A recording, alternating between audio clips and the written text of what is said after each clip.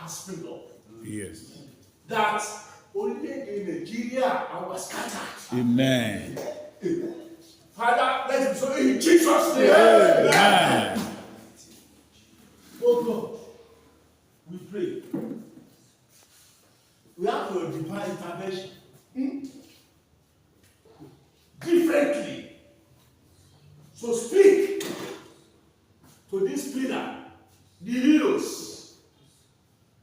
àwọn abẹnugan lórílẹ̀-èdè, talk of Fulani, talk of Hausa, talk of Yoruba, and other tribes. Ìdàrúdàpọ̀ àìríṣìṣọ́mọ́ kí gbólóhùn ohùn pé Hausa àwa lọ, Fulani àwa lọ, Igbo àwa lọ, Minubet àwa lọ, Yorùbá àwa lọ. Ohùn kó fọ̀gẹ̀ lórúkọ Jésù. Amen. Mo ní ohùn kó fọ̀gẹ̀ lórúkọ Jésù. Amen. Abẹ́ ìfọ̀gẹ̀ Jésù sí báyìí.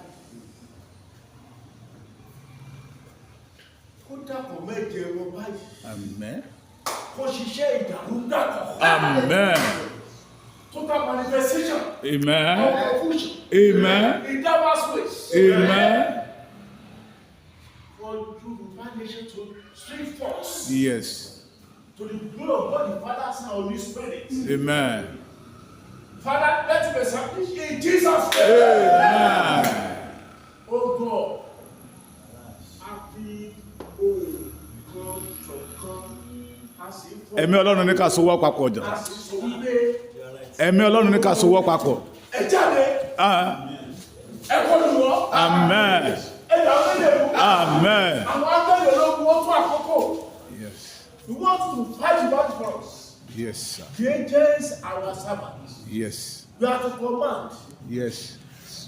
with the voice Yes. of the spirits, Yes. not carnality spirits. Yes. And get out, Yes. and flush them, Yes. and scatter them, Amen. and confuse them, Amen.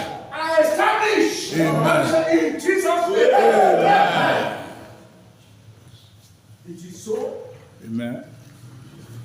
In the name of the Father. Amen. In the name of the Son. Amen. In the name of the Holy Spirit. Amen. Amen. Amen. As we pray, it is Amen. gbọ́. Amen. Àlàáfíà kó tì mọ́ wọn. Amen. Àlàáfíà kó tì mọ́ wọn. Amen. Ìyọnu kó tì mọ́ wọn. Amen. Ìdẹ́gbẹ́ kó tì mọ́ wọn. Amen. Ògbóná kó bú yọ. Amen. Yorùbá nation dìde. Amen. Amen. Amen. Amen. There is prayer going on ní Èkìtì for that. Wọ́n gbàdúrà fún Nàìjíríà. So gbogbo state ni wọ́n ti ń ṣe lọ́wọ́lọ́wọ́. Wọ́n gbàdúrà fún Nàìjíríà pé kí Nàìjíríà kí àlàáfíà lọ́jọ́ máa. Ọlọ́run ò ní gbọ́.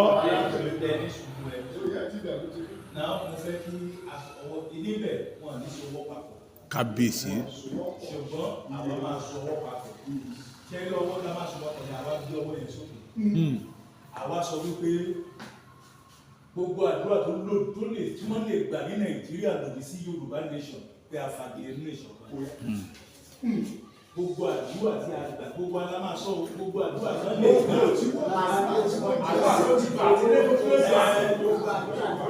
Nàìjíríà àfàgé Yorùbá tó jáde wá ní Yorùbá tó bẹ̀ sí farahàn. Ọjà bàbá mi kò lórúkọ Jésù gbogbo àdúrà tó wù kán lè gbà ní Nàìjíríà tó lè mú ìdíwọ́ ṣẹlẹ̀ lórí ọ̀rọ̀ Yorùbá lè ṣàfagilé ayérayé fagilé Ọlọ́run ìyanu fagilé ẹlẹ́dàá ayé òun àtọ̀run fagilé ọba tó ní kọ́kọ́rọ́ ayé fagilé ọba tó ń jẹ́ èmi ní fagilé. Amen. Kábíyèsí Olódùmarè. Tí a sì gbé ọwọ́ wa sókè. Oh yes. Tí a ní ọkọ̀ọ̀kan. yes. àti Ọlọ́run. Bẹ́ẹ̀ ni. Torí ká fi ìwọ Ọlọ́run lẹ́kẹ̀lé wa. Yes. Àwa ọmọ ilẹ̀ Yorùbá. Àwa orílẹ̀-èdè Yorùbá. Yes. A gbé ọwọ́ wa sókè. Kábíyèsí Olódùmarè. Gbogbo àdúrà tí wọ́n ti gbà tàbí tí wọ́n lè máa gbà. Ní Nàìjíríà pé kí Yorùbá kó má farahàn. Yóò ní Olúwa dàrú. Amen. Láti òní yìí lọ. A gbé máàpù Yorùbá nation. A gbé sókè. Yes. Lórúkọ Jésù Kristi Násárẹ́tì. Àsíá Yorùbá nation. Ó yá jáde wá. Amen. Àsíá Yorùbá nation. Ó yá jáde wá. Amen. Láti àkókò yìí lọ. Yes, sir. Ohunkóhun kò dá Yorùbá nation lọ́rùn mọ́. Amen. Ohun tí yóò ṣẹlẹ̀ sí tí Yorùbá nation yóò fi dìde tó fi jáde ní Nàìjíríà. Lórúkọ Jésù ó yẹ kó máa ṣẹlẹ̀. Amen. Ìwọ Ọlọ́run tó lè gba orílẹ̀-èdè ìlú lórí ẹnìkan. Ìtorí Yorùbá nation. Nàìjíríà. Amen. Àgbàgbọ́ inú ìṣọ̀kan ní o. Yes. Ìtorí ìyà tó ń jẹ àwọn ọmọ wa. Ìtorí ìyà tó ń jẹ wá. Ìtorí wípé wọ́n ta ẹ̀jẹ̀ sílẹ̀. Láì nídìí. Nàìjíríà. Kai. A ò sì fẹ́ ta ẹ̀jẹ̀ sílẹ̀. Ó rẹ̀kẹ̀ pọ̀ṣínà. Afẹ́gbọ́ ìwọ Ọlọ́run. Afẹ́gbọ́ ìwọ Ọlọ́run sókè. Yes. Lórúkọ Jésù orí ọ̀sẹ̀ rẹ̀ lè bí ẹni pẹ̀lú ìgbẹ́gẹ́. Ó yẹ kó ṣẹlẹ̀. Amen. Bẹ́ẹ̀ lórí o. Amen. Àṣẹ́kùn. Amen. Òyìnbá.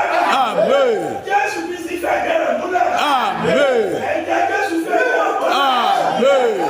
Orílẹ̀-èdè Yorùbá lè ṣàfẹ́sẹ̀. Amen. Bẹ́ẹ̀ lórí. Amen. Jésù Olúwa. Amen. Amen. Amen.